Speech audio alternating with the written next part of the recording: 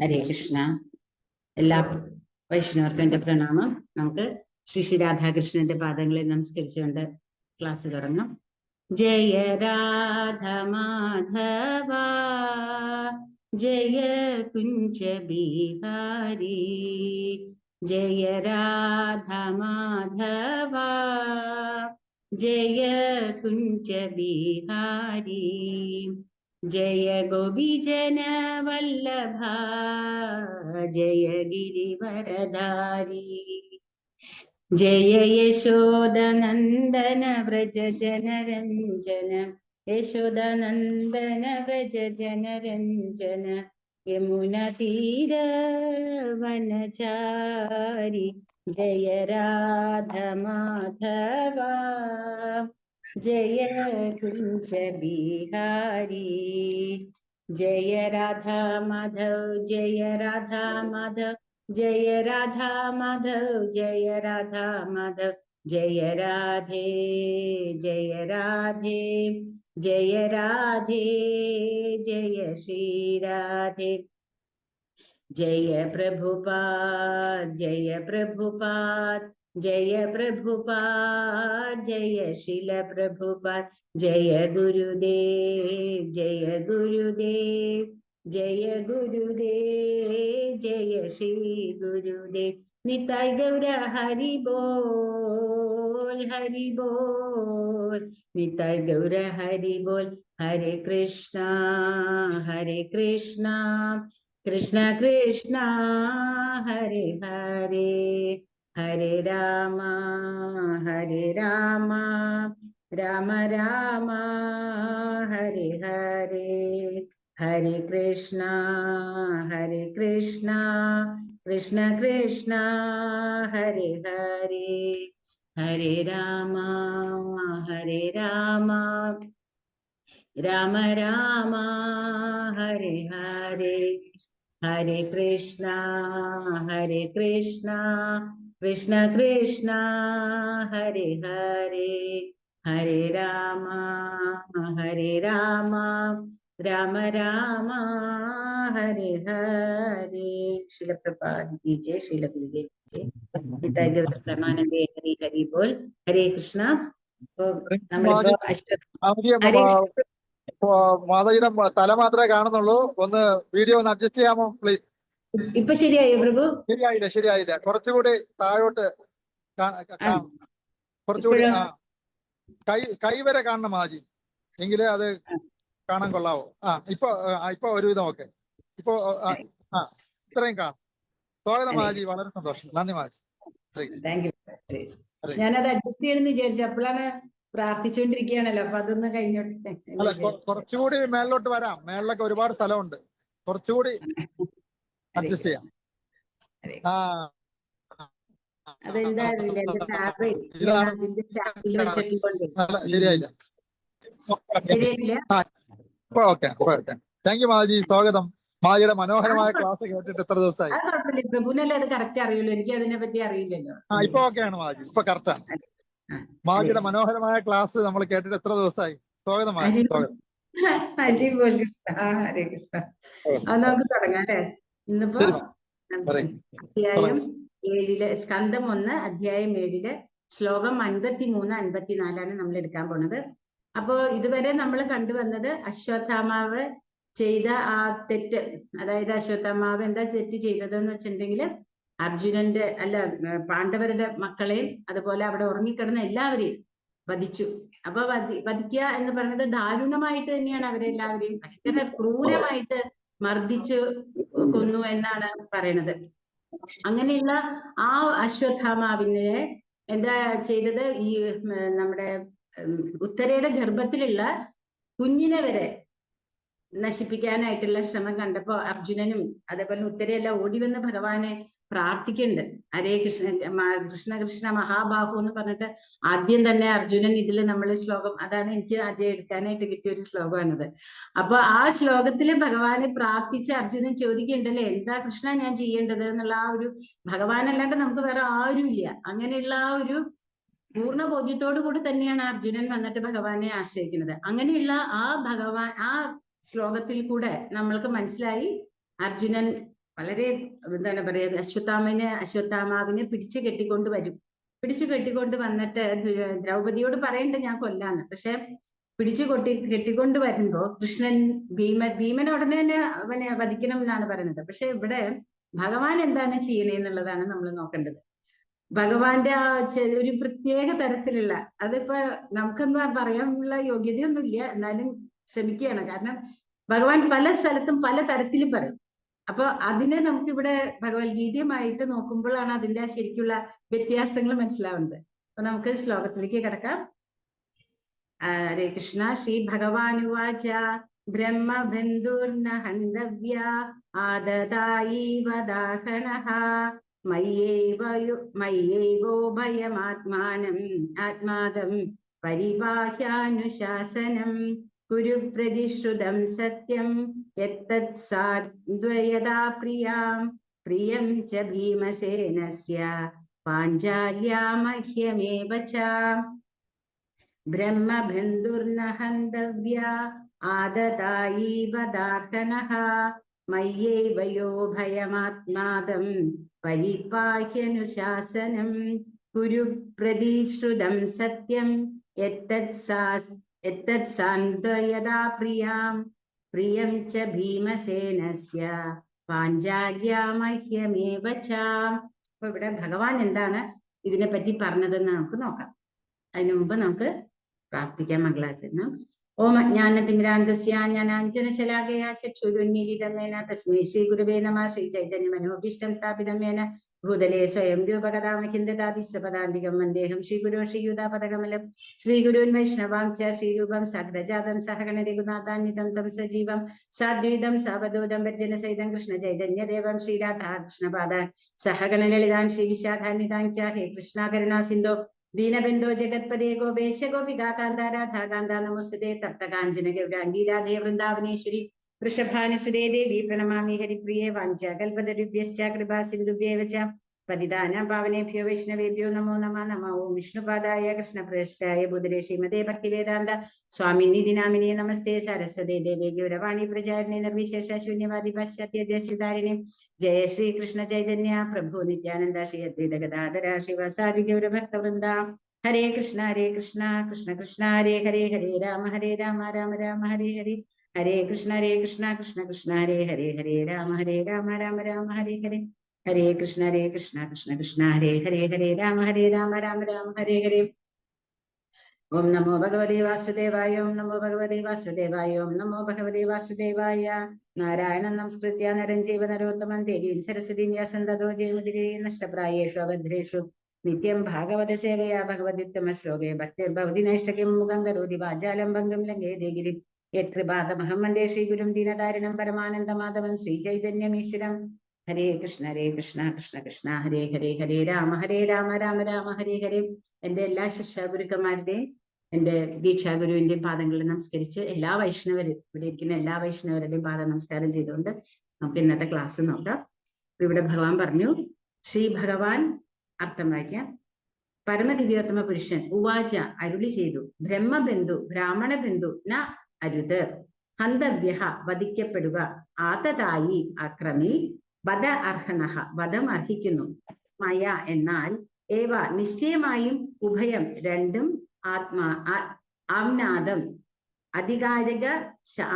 ആധികാരിക ശാസനങ്ങൾക്ക് അനുസരിച്ച് വിവരിച്ചിരിക്കുന്നു. പരിപാഹി നിർവഹിക്കുക, അനുശാസനകൾ, കുരു അനുവർത്തിക്കുക, പ്രതിശ്രുതം വാഗ്ദാനം ചെയ്ത പോലെ, സത്യം യത്തത് ഏതാണോ അത്, സാന്ത്വനപ്പെടുത്തുന്ന നേരം, പ്രിയപത്നി സംതൃപ്തി ച ഭീമസേനസ്യ ശ്രീ ഭീമസേനന്റെ, പാഞ്ചാല്യ ദ്രൗപദിയുടെ, മഹ്യം എനിക്കും, ഏവ നിശ്ചയമായും, ച ഹരേ കൃഷ്ണ. ഇപ്പൊ ഇവിടെ വിവർത്തനം. ശ്രീല പ്രഭുപാദിക്ക് ജയ്. പരമദിവ്യോത്മ പുരുഷനായ ശ്രീകൃഷ്ണൻ അരുളി ചെയ്തു, ബ്രാഹ്മണ ബന്ധു കൊല്ലപ്പെടരുത്, എന്നാൽ അവൻ ആക്രമിയാകുന്ന പക്ഷം നിശ്ചയമായും വധിക്കപ്പെടണം. ധർമ്മശാസ്ത്രങ്ങളിൽ ഈ സർവ അനുശാസനങ്ങളും ഉണ്ട്, നീ അതനുസരിച്ച് പ്രവർത്തിക്കണം. നിന്റെ പത്നിയോടുള്ള വാഗ്ദാനം നീ നിറവേറ്റണം. മാത്രമല്ല എന്റെയും ഭീമസേനന്റെയും സംതൃപ്തിക്ക് അനുസൃതമായി നീ പ്രവർത്തിക്കണം.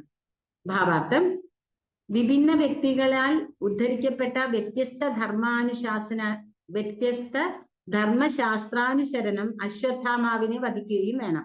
അതേസമയം അശ്വത്ഥാമാവിനോട് കാരുണ്യപൂർവ്വം പെരുമാറുകയും വേണമെന്നുള്ളതിനാൽ അർജുനൻ ചിന്താകുഴപ്പത്തിലായി. ഒരു ബ്രഹ്മബന്ധു അഥവാ ഒരു ബ്രാഹ്മണന്റെ അയോഗ്യപുത്രനാകയാൽ അശ്വത്ഥാമാവ് വധിക്കപ്പെടരുത്. എന്നാൽ അവനൊരു അക്രമിയുമാണ്.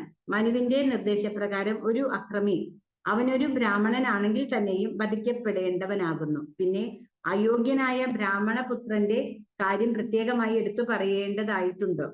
സർവപ്രകാരത്തിലും ഒരു യഥാർത്ഥ ബ്രാഹ്മണനായിരുന്നു ദ്രോണാചാര്യർ. എന്നാൽ യുദ്ധസന്നദ്ധനായി യുദ്ധക്കളത്തിൽ ആഗതനായതിനാൽ അദ്ദേഹം വധിക്കപ്പെട്ടു. എന്നാൽ അശ്വത്ഥാമാവ് അക്രമിയാണെങ്കിൽ തന്നെയും അവൻ നിരായുധനായാണ് നിലകൊണ്ടത്. നിരായുധനും രഥമില്ലാത്തവനുമായ അക്രമിയെ വധിക്കരുതെന്നാണ് അനുശാസനം. നിശ്ചയമായും ഇവയൊക്കെ ആശയക്കുഴപ്പങ്ങൾ ഉണ്ടാക്കുന്നവയാണ്. ഇവയ്ക്കു പുറമെ ദ്രൗപദിയെ സാന്ത്വനപ്പെടുത്താനായി അവൾക്ക് അർജുനൻ നൽകിയ വാഗ്ദാനം നിറവേറ്റേണ്ടതും അശ്വത്ഥാമാവിനെ വധിക്കാൻ നിർദ്ദേശിച്ച ഭീമസേനനെയും ശ്രീകൃഷ്ണ ഭഗവാനെയും സംതൃപ്തിപ്പെടുത്തേണ്ടതും അർജുനൻ ചെയ്യേണ്ടതുണ്ട്. അർജുനന്റെ സമക്ഷമുള്ള ഈ വിഷമസ്ഥിതിക്ക് പരിഹാരമാർഗം ശ്രീകൃഷ്ണ ഭഗവാൻ അരുളിച്ചേ. അപ്പൊ ഭഗവാൻ എന്താ പറയണത്? ഇവിടെ രണ്ട് കാര്യങ്ങൾ ഭഗവാൻ എടുത്തു പറയുന്നുണ്ട്. ഒരു മിനിറ്റ്.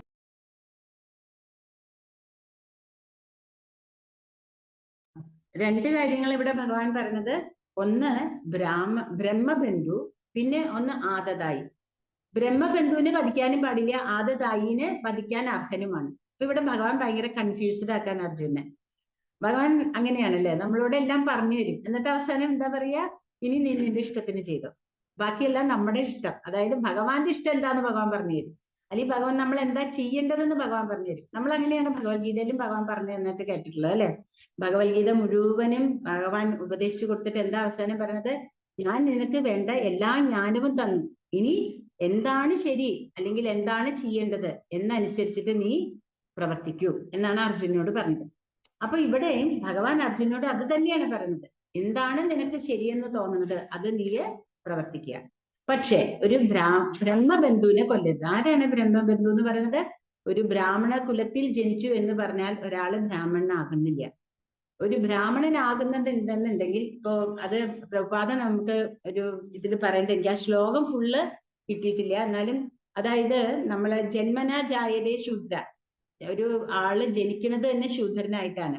പിന്നെന്താ, ആ ആള് സംസ്കാരം കൊണ്ടാണ് ദ്വിജനാവണത്. എങ്ങനെയാ നമുക്കറിയാം? കുട്ടി ജനിച്ചു കഴിഞ്ഞ് ഉപനയനം എല്ലാം ചെയ്ത് കഴിയുമ്പോഴാണ് ആ കുട്ടിയെ നമ്മള് എന്തായിട്ടാ പറയണത്? ഒരു ബ്രാഹ്മണനായിട്ട് അല്ലെങ്കിൽ ഒരു ദ്വിജനായിട്ടാണ് ഇവിടെ പറയണത്. ദ്വിജൻ എന്നാ പറയണത്. അത് കഴിഞ്ഞാൽ പിന്നെ ആ കുട്ടി എന്ത് ചെയ്യണു? വേദപഠനങ്ങൾ ചെയ്യണു. വേദപഠനങ്ങൾ കൊണ്ട് അവൻ വിപ്രനാവുന്നതേ ഉള്ളൂ. എന്നാൽ ബ്രാഹ്മണൻ ആരാണത്? ബ്രഹ്മജ്ഞാന ഇതി ബ്രാഹ്മണ. ബ്രഹ്മജ്ഞാനം ആർക്കാണോ അറിയുന്നത് ആ ആളെയാണ് നമ്മൾ ബ്രാഹ്മണൻ എന്ന് പറയുന്നത്. ഇവിടെ അശ്വത്ഥാമാവ് ബ്രാഹ്മണൻ എന്ന് പറയാനായിട്ട് യോഗ്യനല്ല. ജനിച്ചത് ഒരു ബ്രാഹ്മണ ഗൃഹത്തിലാണെന്നല്ലാണ്ട് ഒരു ബ്രാഹ്മണന്റെ ക്വാളിറ്റീസ് ഒന്നും അർജുനന് ഉണ്ടായിരുന്നില്ല. അർജുനല്ല, അശ്വത്ഥാമാവിന് ഉണ്ടായിരുന്നില്ല. അശ്വത്ഥാമാവിന് അങ്ങനെ ഒരു യോഗ്യതയുള്ള ആളായിരുന്നെങ്കിൽ ഒരിക്കലും അത് നമ്മള് ഇതിൽ പറയണ്ടല്ലേ, യുദ്ധത്തിന്റെ കുറെ റൂൾസില് വരുന്നതാണ്. ഉറങ്ങിക്കിടക്കണവരെ വധിക്കാൻ പാടില്ല, നിരായുധനെ വധിക്കാൻ പാടില്ല, ഇതില് പ്രഭുപാദ അതാ പറഞ്ഞത്, രഥത്തിന് കീഴിറങ്ങിയവരെ വധിക്കാൻ പാടില്ല. ഇതൊക്കെ യുദ്ധത്തിന്റെ നീതികളാണ്. ഈ യുദ്ധത്തിന്റെ നീതികളിലെല്ലാം ഭഗവാൻ നന്നായിട്ട് അറിയാം. പക്ഷെ ഭഗവാൻ എന്താ ചെയ്തത്? കർണൻ നിരായുധനായിട്ട് രഥത്തിൽ നിന്ന് താഴെ ഇറങ്ങി നിൽക്കുമ്പോഴാണ് അർജുനോട് പറഞ്ഞത് യുദ്ധം ചെയ്തോളാം. അപ്പൊ ഭഗവാൻ അങ്ങനെ പല തരത്തില് പല സമയത്ത് പറഞ്ഞു എന്ന് പറഞ്ഞ് ഭഗവാൻ അങ്ങനെ പറഞ്ഞു എന്ന് ചോദിക്കാൻ ഉള്ള യോഗ്യതയൊന്നും നമുക്കില്ല. കാരണം എന്താ വെച്ചാൽ ഭഗവാന്റെ ഓരോ വാക്കുകളും സന്ദർഭത്തിനും സാഹചര്യത്തിനും അനുസരിച്ചിട്ടാണ് ഭഗവാൻ പറയുന്നത്. അപ്പൊ ഇവിടെ ഭഗവാൻ പറഞ്ഞിട്ടുണ്ട് ബ്രഹ്മബന്ധുവിനെ കൊല്ലരുത്. അപ്പൊ അർജുനന് ശരിക്കും കൺഫ്യൂസ് ആക്കാണ് ഭഗവാൻ ഇവിടെ ചെയ്യുന്നത്. കാരണം കൊല്ലണം നീ എന്നും പറയുന്നുണ്ട് ഭഗവാൻ. കാരണം എന്താ വെച്ചാൽ ദ്രൗപദിക്കും ഭീമസേനനും, ദ്രൗപദിക്ക് ഒരു വാക്ക് കൊടുത്തു, പിന്നെ ഞാനും ഭീമസേനും അത് തന്നെയാണ് ആഗ്രഹിക്കണേന്നും ഭഗവാൻ പറയുന്നുണ്ട്. ഒന്ന് അർജുനനെ ടെസ്റ്റ് ചെയ്യണം, കാരണം അർജുനൻ എത്രത്തോളം ഭഗവാനെ അല്ലെങ്കിൽ ഈ പറയുന്നത് മനസ്സിലാക്കിയിട്ടുണ്ട്, അല്ലെങ്കിൽ ഇത് എന്താണ് അർജുനൻ ചെയ്യാൻ പോകുന്നത്. അപ്പൊ ഇവിടെ നമ്മൾ മനസ്സിലാക്കേണ്ട വേറൊരു കാര്യം എന്താന്ന് വെച്ചാല്, ഇവിടെ ഞാനും പ്രഭുവും കൂടെ ഇങ്ങനെ ഇതിനെപ്പറ്റി പറഞ്ഞപ്പോൾ പ്രഭുവാണ് എന്നോട് ചോദിച്ചത്, കാരണം അധർമ്മത്തിന് വേണ്ടിയിട്ടാണ് ഭഗവാന്റെ അവതാരം. അങ്ങനെ ആ അധർമ്മത്തിന്റെ അവതാരത്തിന് വേണ്ടി വന്നപ്പോഴാണ് ഭഗവാൻ അർജുനോട് പറഞ്ഞത്, ഭഗവത്ഗീത പോലും നമുക്ക് കിട്ടിയത് ആ അശ്രുപൂർണ കുലേക്ഷണം, ആ എന്താ പറയാ അർജുനന്റെ കണ്ണിങ്ങനെ നിറഞ്ഞു നിന്നപ്പോൾ അങ്ങനെ ഭഗവാൻ ഇങ്ങനെ എന്താ പറയാ വാണിയായിട്ട് അങ്ങനെ കൊട്ടി കൊട്ടി തന്നു നമുക്കല്ലേ, ജ്ഞാനം മുഴുവനും അർജുനനെ മുൻനിർത്തിയിട്ട്. നിമിത്തം മാത്രം എന്ന് ഭഗവാൻ പറഞ്ഞത്, ഭവസവ്യസാചി, നീ നിന്നൊരു നിമിത്തം മാത്രമേ ഉള്ളൂ. പക്ഷെ ഭഗവാൻ കലിയുഗത്തിലുള്ള നമ്മളെ പോലുള്ള ബദ്ധാത്മാക്കൾക്ക് വേണ്ടിയിട്ട് ആ ഭഗവത്ഗീത ഇങ്ങനെ ഒഴുകി ഒഴുകി ഭഗവാൻ തന്നതാണ്. ആ ഭഗവാനാണ് ഇവിടെ പറയുന്നത് അർജുനോട് ന്യായം. അതെന്തിനാ? കാരണം അവിടെ ഭഗവാന് അധർമ്മികളെ വേണ്ട, അധർമ്മികളെ ഇല്ലാണ്ടാക്കാൻ വേണ്ടിയിട്ടുള്ള ഭഗവാന്റെ ആ ഉദ്യമത്തിന് വേണ്ടിയിട്ടാണ് ഭഗവാൻ അവിടെ അങ്ങനെ പറഞ്ഞത്. ഇവിടെ ഭഗവാൻ അങ്ങനെയല്ല പറഞ്ഞത്. ഇവിടെ ഒരു അച്ഛനാണ് അർജുനൻ. അച്ഛനായിട്ടിരിക്കുമ്പോ അച്ഛന്റെ കർമ്മം മാത്രമേ ഇവിടെ ചെയ്യണുള്ളൂ, കടമ മാത്രമാണ് ഇവിടെ നടക്കുന്നത്. അപ്പോൾ അവിടെ ന്യായവും നീതിയെല്ലാം നോക്കാം. കാരണം ഇത് ഭൗതികപരമാണ്, ഇത് ആത്മീയമല്ല. ഭഗവാന് വേണ്ടി ചെയ്യുമ്പോൾ മാത്രമേ എല്ലാം ആത്മീയമാവുന്നുള്ളൂ. യുദ്ധക്കളത്തിൽ വെച്ച് അർജുനോട് ഭഗവത്ഗീത ഉപദേശിച്ചു കൊടുത്തിട്ട് ഉത്തിഷ്ഠ കൗന്ദേയ എന്നാ പറയുന്നത് അല്ലെ, ഇനി നീ എണീറ്റിട്ട് യുദ്ധം ചെയ്യൂ അർജുന എന്ന് പറയുന്നത്. കാരണം അർജുനൻ ആ സമയത്തുള്ള അർജുനന്റെ ആ മാനസികാവസ്ഥയില് യുദ്ധം ചെയ്യേണ്ടത് അത്യാവശ്യമാണ്. കാരണം യുദ്ധത്തില്, കാരണം എന്തുകൊണ്ടാണ് ഇവിടെ ഭഗവാൻ അങ്ങനെ പറയാൻ കാരണം എന്ന് വെച്ചാൽ, യുദ്ധസമയത്ത് ഇപ്പൊ ഒരു ഇവിടെ സോൾജിയർ യുദ്ധം നമുക്കറിയാം, അവര് ബോർഡറിൽ ഇരുന്ന് എത്ര ആളുകളെ കൊന്നാലും അവർക്ക് വീരമായിട്ടുള്ള അവാർഡുകളാണ് കിട്ടുക. കാരണം അവരത്രയും പേരെ കൊന്നു, അല്ലെങ്കിൽ അവരത്രത്തോളം രാജ്യത്തിന് വേണ്ടിയിട്ട് നിലനിന്നു. അങ്ങനെ വീരചക്രം കൂടെ കൊടുക്കൂലേ അവരുടെ ജീവൻ അവിടെ വെച്ച് ഉപേക്ഷിക്കേണ്ട വന്നാല്. കാരണം അത് രാജ്യത്തിന് വേണ്ടി, അത് അവരുടെ ധർമ്മമാണ് അവർ ചെയ്യുന്നത്. എന്നാൽ അതേ ഒരു യോദ്ധാവ് വന്നിട്ട് നാട്ടിൽ കണ്ട ആൾക്കാരെ മുഴുവനും കൊന്നാൽ അവനെ പിടിച്ച് ജയിലിലിടും. കാരണം അത് അവന്റെ പേഴ്സണൽ ആയിട്ടുള്ള കാര്യത്തിനാണ് ചെയ്യുന്നത്. വളരെ ഈസി ആയിട്ട് നമ്മൾക്ക് ഇവിടെ ഭഗവാൻ അത് തന്നെയാ പറഞ്ഞു തരുന്നത്. ഇവിടെ അർജുനന്റെ പേഴ്സണൽ ആയിട്ടുള്ള കാര്യമാണ്. അപ്പോൾ അതിന് ഭഗവാൻ ന്യായവും നീതിയും ഒക്കെ പറയും. മറ്റേത് അതല്ല, ഒരു എന്താണ് അത്രയും അധർമ്മികൾ പെരുകിയപ്പോൾ ആ അധർമ്മികളെ ഇല്ലായ്മ ചെയ്യാനായിട്ട് അർജുനനെ മുൻനിർത്തി ഭഗവാൻ പറയുകയാണ് ചെയ്യുന്നത്, അർജുന നീ ഇങ്ങനെയെല്ലാം ചെയ്യണം. അപ്പൊ ആദതായികൾ ആരൊക്കെയാണ് നമ്മൾ ഇതിനു മുമ്പ് ഫസ്റ്റ് ഭഗവത്ഗീത ശ്ലോകത്തിൽ തന്നെ പഠിച്ചിട്ടുണ്ട് അല്ലെ. വീടിന് തീ വെക്കുന്നവൻ, അന്യ സ്ത്രീകളെ ആഗ്രഹിക്കുന്നവൻ, സ്വത്ത് അപഹരിക്കുന്നവൻ, മറ്റുള്ളവരുടെ സ്വത്ത് മോഹിക്കുന്നവൻ, വിഷം കൊടുക്കുന്നവൻ, അങ്ങനെ 6 തരം അക്രമികളെ കുറിച്ച് നമ്മള് ഭഗവത്ഗീതയിലെ തുടക്കത്തിൽ പഠിക്കുന്നുണ്ട്. അവരാണ് ആദതായികൾ. അങ്ങനെയുള്ളവരെ കൊല്ലാം, അതും പറയുന്നുണ്ട്. അപ്പൊ ഇവിടെ ഉറങ്ങിക്കിടന്ന കുട്ടികളെയാണ് ആരാണ് അശ്വത്ഥാമാവ് കൊന്നത്. അപ്പോ അതുകൊണ്ടാണ് ഭഗവാൻ ഇവിടെ പറഞ്ഞത് അവര് ഇതാണ് എന്താ പറയാ വധാർഹരാണ്. അതുകൊണ്ട് ഭഗവാൻ എന്താ പറഞ്ഞത്, തസ്മാത് ഉത്തിഷ്ഠ കൗന്ദേയ. അപ്പൊ അവിടെ വെച്ചിട്ട് പറഞ്ഞു, ഭഗവത്ഗീത ഉപദേശിച്ചു കഴിഞ്ഞിട്ട് ഭഗവാൻ യുദ്ധകളത്തിൽ വെച്ചിട്ടാണ് പറഞ്ഞത്, തസ്മാത് ഉത്തിഷ്ഠ കൗന്ദേയ യുദ്ധായ കൃതനിശ്ചയ, നീ എണീറ്റ് യുദ്ധം ചെയ്യൂ. ഇവിടെ ഭഗവാൻ പറഞ്ഞു, നീ ആലോചിച്ചിട്ട് നീ പറഞ്ഞ കാര്യങ്ങൾ ചെയ്യാം, പക്ഷെ നീ വാക്ക് കൊടുത്തിട്ടുണ്ട്, അതിനനുസരിച്ചിട്ട് ചെയ്തോളൂ. അങ്ങനെയാണ് ഭഗവാൻ പറയണത്. എന്തുകൊണ്ടാണ് ഭഗവാൻ അങ്ങനെ പറഞ്ഞതെന്ന് വെച്ചാല്, സമദുഃഖേ സമേ കൃത്വാ ലാഭാലാഭോ ജയാജയോ തതോ യുദ്ധായ യുജസ്വ നൈവം പാപം അവാപ്സ്യസി. ഇവിടെ ഇതുവരെ അർജുനൻ ചെയ്തതിന് ഒരിക്കലും അർജുനൊരു തെറ്റ് പറ്റിയിട്ടില്ല, പാപം ഉണ്ടായിട്ടില്ല. ഭഗവാൻ പറയണ്ടേ, ഭഗവാന് വേണ്ടി ചെയ്യണതാണെങ്കിൽ പാപകർമ്മങ്ങൾ ഉണ്ടാവില്ല, പാപപ്രതികരണങ്ങൾ ഉണ്ടാവുന്നില്ല. പക്ഷേ ഇവിടെ അർജുനൻ ചെയ്താൽ അർജുനന് ആവശ്യമില്ലാത്ത ഒരു പാപം കിട്ടും. അർജുനനെ അങ്ങനെ ഒരു പാപിയാക്കാൻ ഭഗവാന് ആഗ്രഹമില്ല. നമ്മള് 16-ാമത്തെ അധ്യായത്തിൽ പഠിച്ചിട്ടുണ്ട്, 3 കവാടങ്ങളുണ്ട് നരകത്തിലേക്കെന്ന് അല്ലെ. കാമം, ലോഭം, ക്രോധം. അപ്പൊ ഇത് നമ്മളെ ആ നരകത്തിലേക്ക് വിടുമ്പോൾ ആ നരകത്തിലേക്ക് അർജുനൻ എത്തരുത് എന്ന് ഭഗവാൻ ഇവിടെ ആഗ്രഹമുണ്ട്. അപ്പോ അതുകൊണ്ട് ഭഗവാൻ എന്താ പറയുന്നത്, ഇവിടെ അർജുനന്റെ കാമം ഒരു തരത്തിൽ എന്ന് പറഞ്ഞാൽ ആ മക്കളോടുള്ള അറ്റാച്ച്മെന്റ്, ദ്രൗപദിയുടെ, അതിൽ നിന്നുണ്ടായ ദേഷ്യം, അതിൽ നിന്നുണ്ടായ മോഹം, ഇതെല്ലാമാണ് അർജുനനെ അശ്വത്ഥാമാവിനെ വധിക്കും എന്ന് പറയാൻ ഇടവരുത്തിയത്. എന്നാൽ നമുക്കറിയാം ചിരഞ്ജീവികളിൽ ഒരാണ് അശ്വത്ഥാമാവ് എന്നുള്ളത്. അപ്പൊ എന്തായാലും അശ്വത്ഥാമാവിനെ കൊല്ലാൻ പറ്റില്ല എന്നും ഭഗവാൻ അറിയാം. പക്ഷെ ഭഗവാൻ ഇവിടെ അർജുനന്റെ ആ ഒരു എന്താ പറയാ, നമുക്കറിയാം അതേപോലെ തന്നെ ഈ മഹാഭാരത യുദ്ധത്തിന്റെ ശേഷം ആകെ കുറച്ചു പേര് 12 പേരോളെ ജീവിച്ചിട്ടുള്ളൂ. അതിലൊരാളാണ് അശ്വത്ഥാമാവ്. ആ അശ്വത്ഥാമാവിനെ കൊല്ലാനായിട്ട് സാധിക്കാത്തതാണെന്ന് അറിഞ്ഞുകൊണ്ടും അർജുനനെ ഭഗവാൻ ന്യായങ്ങൾ പഠിപ്പിച്ചു കൊടുക്കാം. അപ്പൊ ഇതിനു മുമ്പിലത്തെ ശ്ലോകത്തിൽ ഭഗവാൻ ഇങ്ങനെ അർജുനനെയും ഭീമനെയും ആ ദേഷ്യം ഇതാക്കാൻ വേണ്ടിയിട്ട് ചതുർഭുജ രൂപനായിട്ട് വന്നു എന്ന് പറയുന്നു. അത് ഭഗവാൻ ചതുർഭുജ രൂപനായിട്ട് വരേണ്ട ആവശ്യമില്ല അല്ലെ. ഭഗവാൻ അങ്ങനെ തന്നെ നിന്നാലും എല്ലാ കാര്യങ്ങളും ചെയ്യാൻ പറ്റും. ഒക്കെ ഭഗവാന്റെ പലതരത്തിലുള്ള ദ്വന്ദ്ങ്ങൾ നമുക്ക് കാണാം. ചെറിയ കുട്ടിയായിട്ട് വൃന്ദാവന ലീലയിൽ വെച്ചിട്ട് എന്തൊക്കെയാ ഭഗവാൻ ചെയ്യണേ.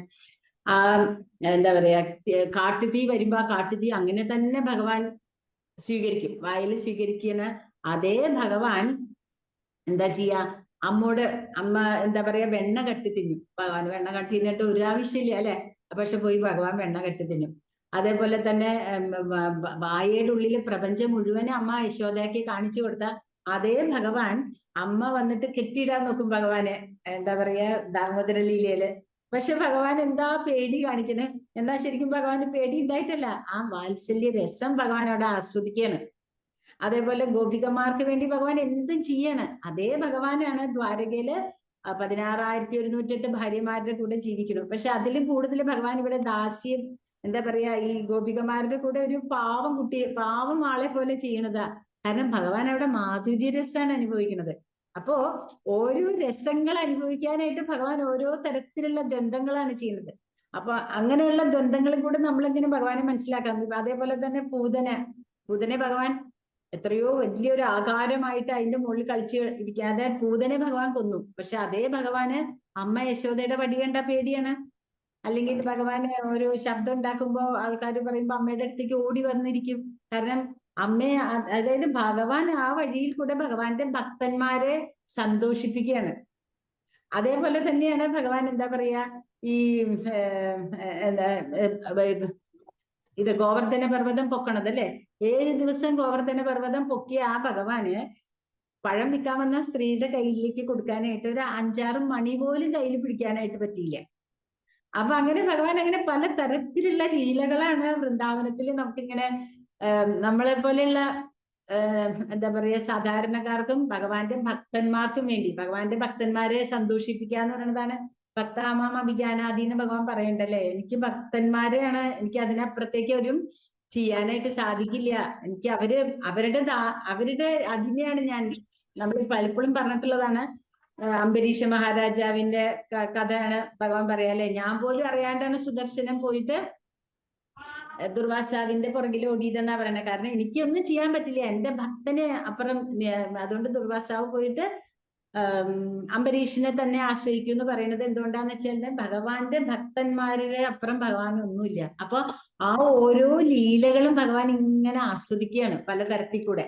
അതേ ഭഗവാനാണ് ഇവിടെ അർജുനോട് പറയണത്, അർജുന നീ വന്ന് എന്താ പറയാ, ഇതേപോലെ ഈ അശ്വത്ഥാമാവിനെ കൊല്ലണം. കാരണം എന്താന്ന് വെച്ചാൽ നീ അത് സത്യം, അവിടെയാണ് ഭഗവാൻ പറഞ്ഞത്, സത്യം ചെയ്തിട്ടുണ്ട് നീ ദ്രൗപദിയോട്, ഞാൻ അശ്വത്ഥാമാവിനെ വധിച്ചോളാം എന്ന്.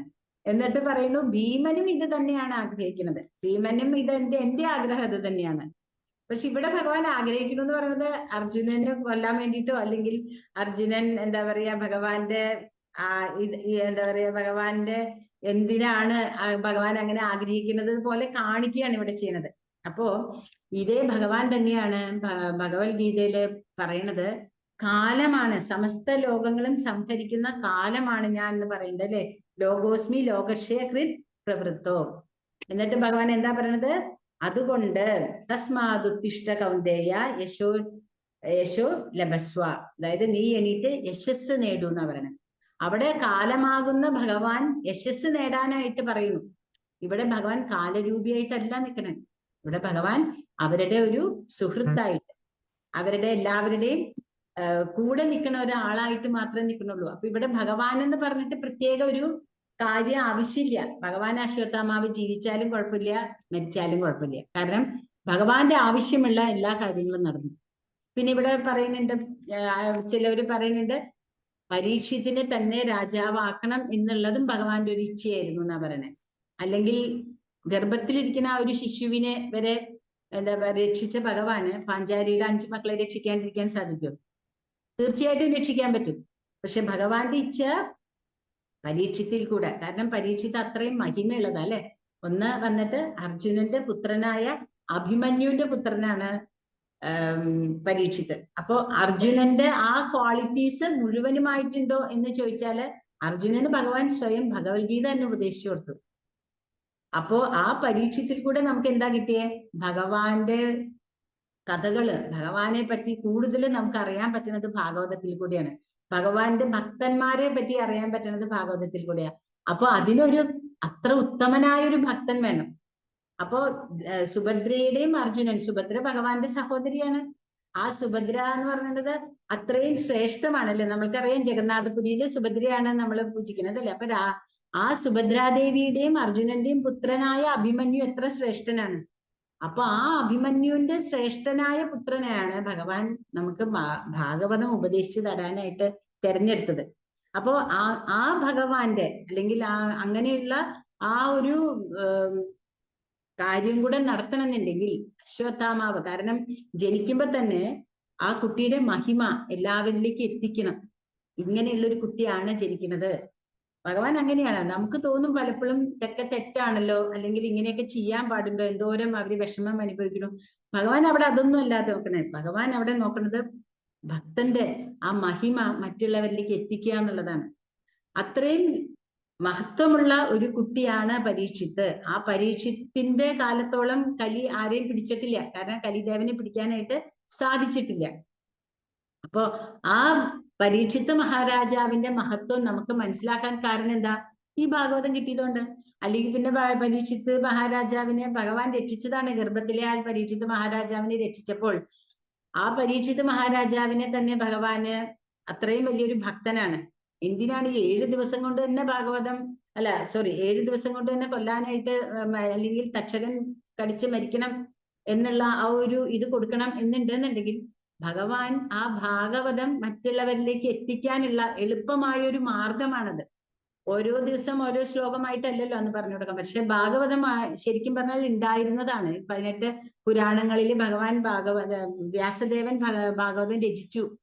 പക്ഷേ അതിനെ എക്സ്പാൻഡ് ചെയ്യാനും ഇത്രയും ഭക്തന്മാരുടെ ആയിട്ടും എല്ലാം പറയുന്നത് നാരദമുനി വരുമ്പോഴാണ് അതിന്റെ ശരിയായ ഭഗവാന്റെ കാര്യങ്ങൾ പറയാനായിട്ട് മനസ്സിലാക്കാൻ പറ്റുന്നത് വ്യാസദേവന്.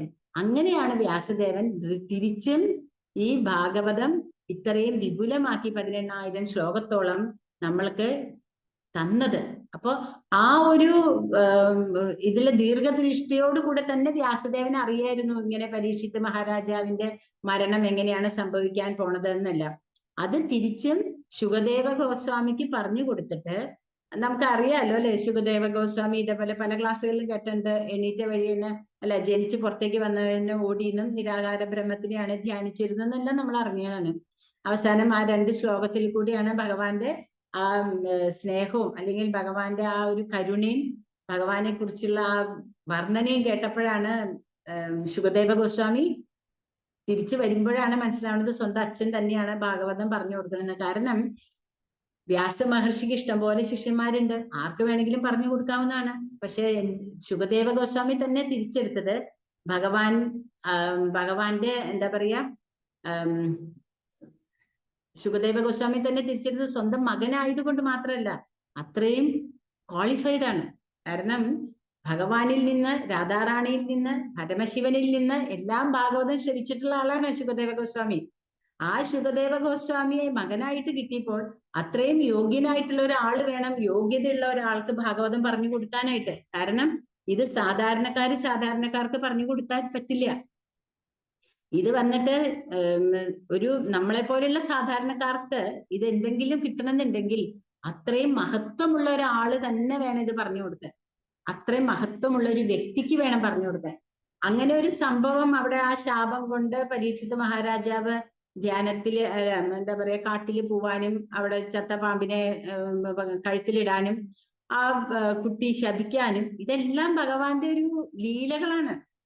നിമിത്തമാത്രം അർജുനനോട് പറഞ്ഞ പോലെ പരീക്ഷത്തിനെ നിമിത്തമാക്കിക്കൊണ്ട് ഈ കലിയുഗത്തിലുള്ള നമ്മളെ പോലെയുള്ള സാധാരണ ജനങ്ങൾക്ക് ഭഗവാൻ ഈ എന്താ പറയാ ഇത് ഭഗവാന്റെ ഈ കഥകള് അല്ലെങ്കിൽ ഇതിനെ കുറിച്ചെല്ലാം നമുക്ക് പറഞ്ഞു തരാൻ സാധിച്ചത് ഇതുകൊണ്ടാണ്. ഹരേ കൃഷ്ണ. ഒരു മിനിറ്റ്.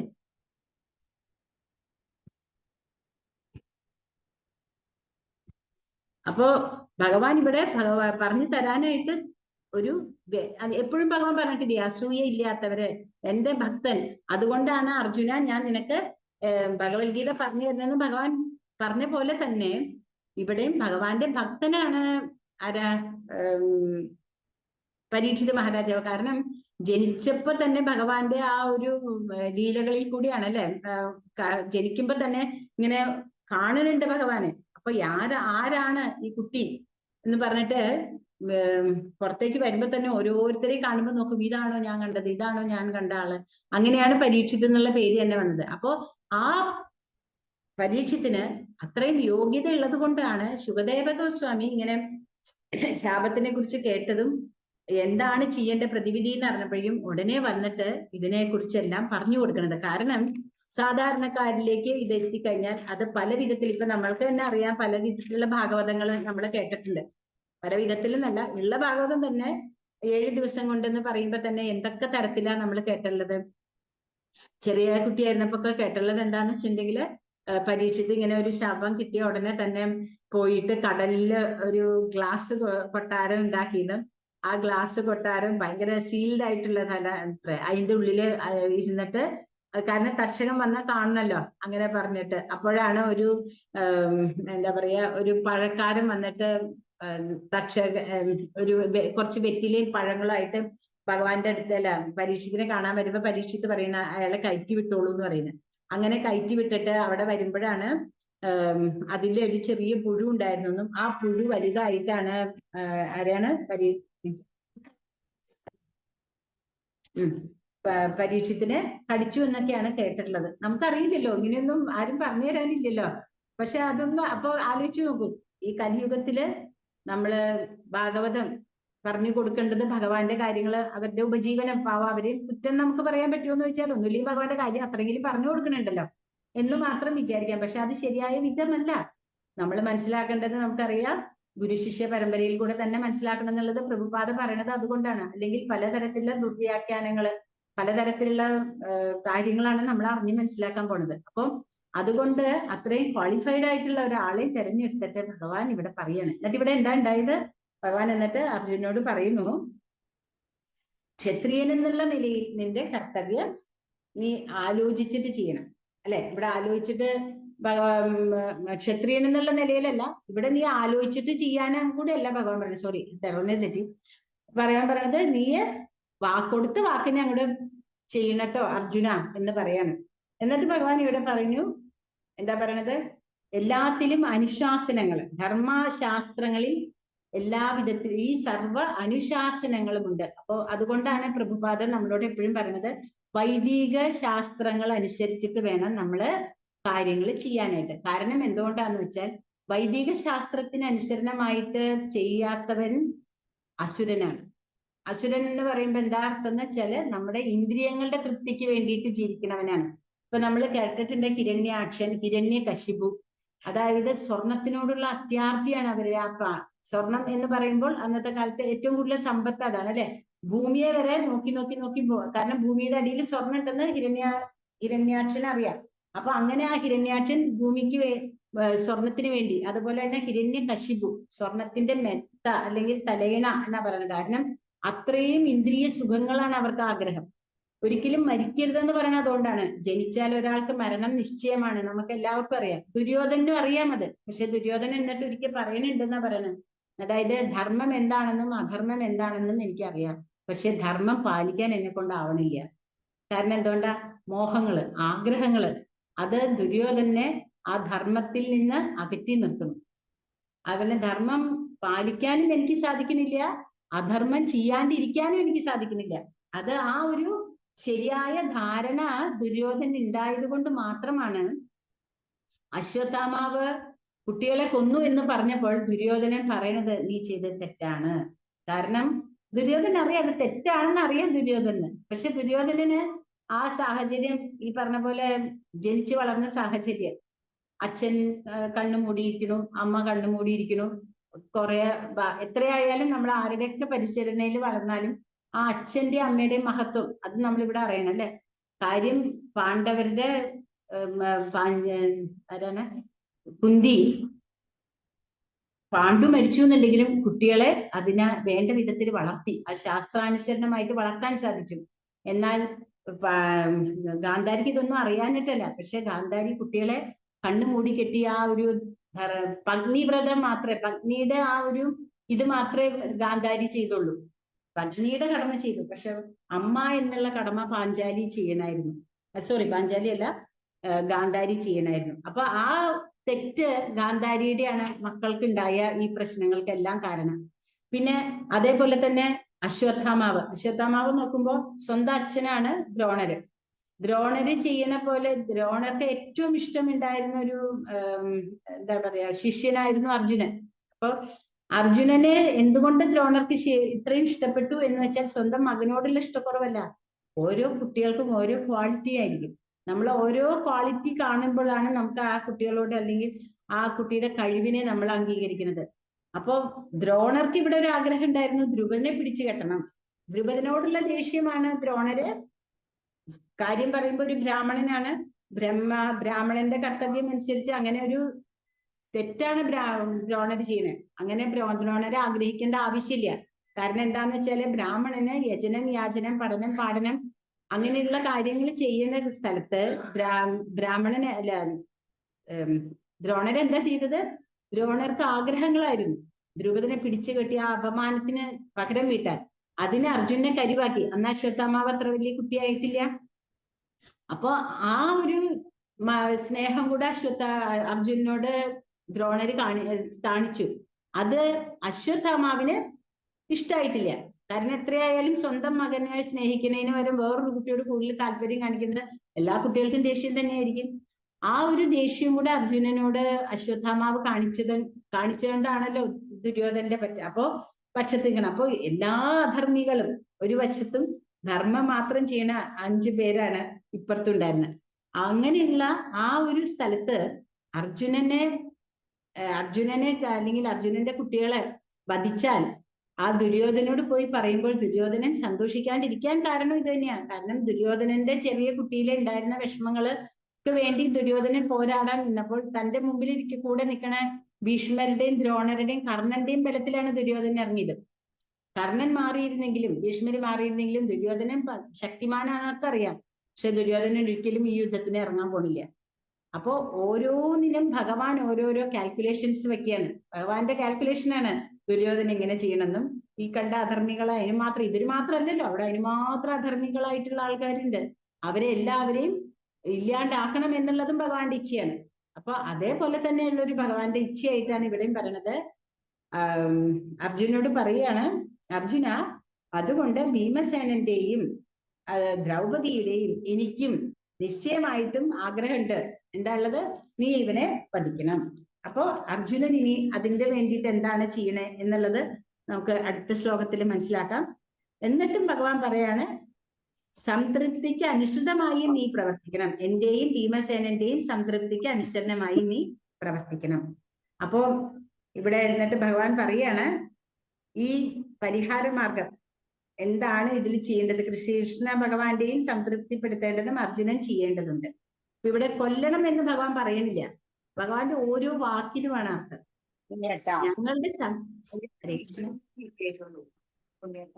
ഞങ്ങളുടെ സംതൃപ്തിക്ക് വേണ്ടി ചെയ്യാനാണ് പറയുന്നത്. അപ്പൊ അർജുനൻ അത് ആലോചിച്ച്, കാരണം അർജുനൻ അങ്ങനെ എടുത്തു ചാടുന്ന ഒരാളല്ലല്ലോ, അതിനനുസരിച്ചിട്ടാണ് അടുത്ത ഇതിൽ ചെയ്യാൻ പോണത്. അപ്പൊ നമുക്കിതിവിടെ നിർത്താം. ഹരേ കൃഷ്ണ കൃഷ്ണ കൃഷ്ണ ഹരേ ഹരേ, ഹരേ രാമ രാമ രാമ ഹരേ ഹരേ. ഹരേ കൃഷ്ണ കൃഷ്ണ കൃഷ്ണ ഹരേ പ്രണാമം. ഹരേ കൃഷ്ണ മാതാജി. താങ്ക് യു മാതാജി. മാതാജിയുടെ പ്രഭാഷണം നല്ലതായിരുന്നു. ഹരേ കൃഷ്ണ. ഓക്കെ മാതാജി. ഹരേ കൃഷ്ണ. ഹരേ കൃഷ്ണ മാതാജി. Thank you. പ്രണാം. ഹരേ കൃഷ്ണ. ഹരേ കൃഷ്ണ മാതാജി. പ്രണാം മാതാജി. ഭാഗവതത്തിന്റെ മാധുര്യവും തത്വവും എല്ലാം ഉൾപ്പെടുന്ന നല്ലൊരു ക്ലാസ് മാതാജി. ഹരേ കൃഷ്ണ. പ്രണാമം മാതാജി. Thank you. ഹരേ കൃഷ്ണ. ഹരേ കൃഷ്ണ മാതാജി. പ്രണാമ മാതാജി. ഹരേ കൃഷ്ണ. നല്ലതായിരുന്നു. ഹരേ കൃഷ്ണ. എല്ലാവർക്കും പ്രണാമം മാതാജി. നമുക്കിങ്ങനെ ഒരു എല്ലാവർക്കും എന്താ പറയാ, ഞാൻ എപ്പോഴും ആലോചിച്ചത് കഥാമൃത പ്രഭുവിന്റെയും മാതാജിയുടെയും ഒരു എഫേർട്ട്, അതിന്റെ പുറകിൽ കുറെ ആൾക്കാരുണ്ടെന്ന് അറിയാം. കാരണം ഇത്രയധികം ഭക്തന്മാരെ നമുക്ക്, അല്ലെങ്കിൽ ഇത്രയധികം ഡിവോട്ടീസിനെ നമുക്ക് ഒരേ ഇതിൽ കാണാൻ പറ്റുക, അല്ലെങ്കിൽ അറിയാൻ പറ്റുക, അല്ലെങ്കിൽ നമ്മളൊന്നും അറിയാൻ പോണില്ല അല്ലെ, ഓരോരുത്തരും ഓരോ സ്ഥലത്തിരിക്കുകയല്ലേ. അപ്പൊ അത്രയും പേരെ നമ്മൾ ഈ ഓരോരോ ശ്ലോകങ്ങൾ എടുക്കുന്നതിൽ കൂടെ പരിചയപ്പെടാനും കൂടെ ഉള്ള ഒരു അനുഗ്രഹം കിട്ടുന്നുണ്ട്. അത് തന്നെ വലിയൊരു കാര്യം തന്നെയാണ് മാതാജി. ഹരേ കൃഷ്ണ. മാതാജി, അത് കൊറോണയ്ക്കാണ് അതിന് വലിയ ഒരു മുൻതൂക്കം കൊടുക്കുക. കാരണം കൊറോണ കാരണമാണ് നമ്മളെല്ലാവരും ഈ ഓൺലൈനിൽ വന്നത്. അല്ലെങ്കിൽ നമ്മൾ ഒരിക്കലും ഓൺലൈനിൽ വരുന്ന പരിപാടി ഇല്ല. ശരിക്കും പറഞ്ഞാൽ അതൊരു അനുഗ്രഹമാണ് തോന്നുന്നുണ്ട്. ഹരേ കൃഷ്ണ മാതാജി. ഓക്കെ. കാര്യം വാസ്തവമാണ് മാതാജി. കാര്യം അത് വലിയ അനുഗ്രഹമാണ്. ഞാനും അതിനുശേഷം എല്ലാം തുടങ്ങിയത്. ഹരേ കൃഷ്ണ. മാതാജി. ഹരേ കൃഷ്ണ. ഹരേ കൃഷ്ണ മാതാജി. ഹരേ കൃഷ്ണ മാതാജി. താങ്ക് യു മാതാജി. Thank you so much. Hare Krishna. Hare Krishna. എന്തെങ്കിലും ചോദിക്കാനുണ്ടോ? ഇല്ലാന്നുണ്ടെങ്കിൽ നമുക്ക് നിർത്താല്ലേ മാതാജി? യെസ് മാതാജി. വഞ്ചകൽപതരുഭ്യശ്ച കൃപാസിന്ധുഭ്യശ്ച പതിതാനം കൃഷ്ണവൃന്ദി കി ജയ, ശ്രീല പ്രഭുപാദി കി ജയ, ശ്രീല ഗുരുദേവ് കി ജയ, മിഠായിയുടെ പ്രമാണതേ. ഹരേ കൃഷ്ണ. ഹരേ കൃഷ്ണ മാതാജി. താങ്ക് യു മാതാജി. ഹരേ കൃഷ്ണ മാതാജി. താങ്ക് യു മാതാജി. Thank you. Hare Krishna. Close ചെയ്യട്ടെ മാതാജി. ഹരേ കൃഷ്ണ മാതാജി. താങ്ക് യു മാതാജി. Thank you. ഹരേ കൃഷ്ണ.